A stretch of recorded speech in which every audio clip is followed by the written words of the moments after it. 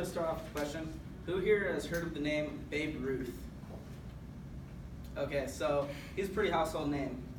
Well, the story that I'm going to tell you guys about today is about some not household names, mainly because these guys played in a time where racism and segregation ruled our country, and therefore they were never given the opportunity to become household names. So, as some of you may know, baseball is considered America's pastime, but as I said, the racism and segregation kept it from being a united sport for nearly 40 years, or for 60 years. This is a story of the Forgotten Leagues created because of this. They're called the Negro Leagues. Some people try to, through cleansing of our history and people trying to forget our past, that's why these leagues have been forgotten, and that's why not many people know about them.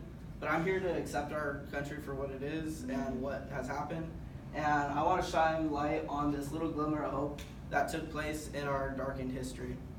I feel like I'm credible to speak on this because A, I'm an avid baseball fan, but B, also did a lot of research on this topic and have researched it before.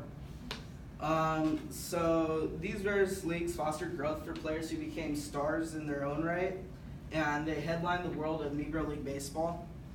But even though it was more ignored by most of the U.S. So first of all, I will talk about the several leagues that made up what are known as the Negro Leagues.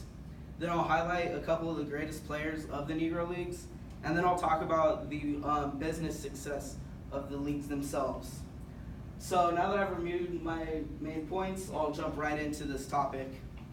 Okay, so the Negro Leagues were actually separate leagues that competed against each other.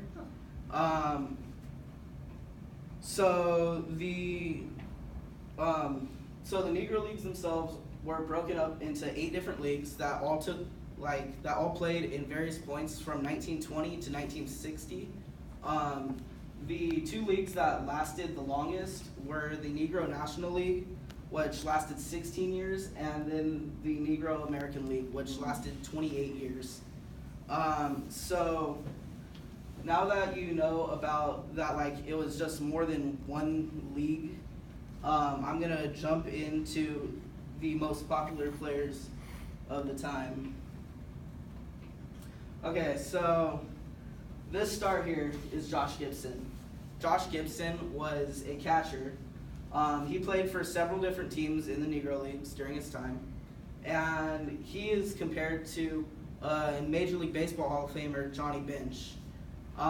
Josh Gibson was known for being able to hit very well, which is difficult for catchers to do. That's simply because they're tired from catching. And Josh Gibson is near the top of all Negro League offensive statistics and is considered one of the greatest hitters ever to play in the Negro Leagues. So next comes Buck Leonard. According to Scott Schoenfeld, a senior writer for ESPN, Leonard, when he played, was compared to Lou Gehrig a lot, mostly because he is a first baseman, a left-handed hitter, and was basically the only person who could be compared to Lou Gehrig talent-wise. But now as we look back on Buck Leonard, we see that he's more like MLB Hall of Famer Jeff Bagwell, in that he was great defensively and he had extreme power. So now that I've highlighted 2 of the players that were very successful in the Negro Leagues, I'm going to jump into how successful the leagues were themselves.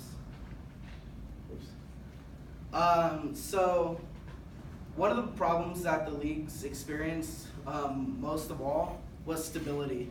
And this stability was because they weren't able to gather enough funds to support the leagues to keep them playing all year long. So a lot of times they couldn't keep the lights on at stadiums or even pay the rent to use the field.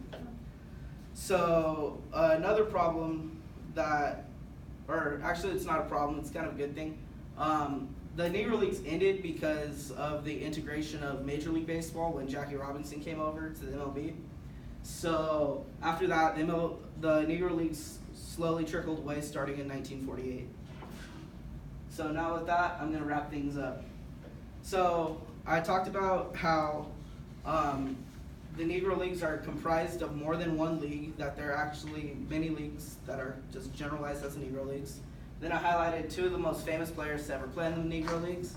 And then I talked about the success or failing to succeed of the Negro Leagues. And so with that, I'm going to wrap things up faster than Cool Papa Bell, which is extremely fast because it is said that he could get out of bed, turn off the lights, and be back in bed before the lights were off.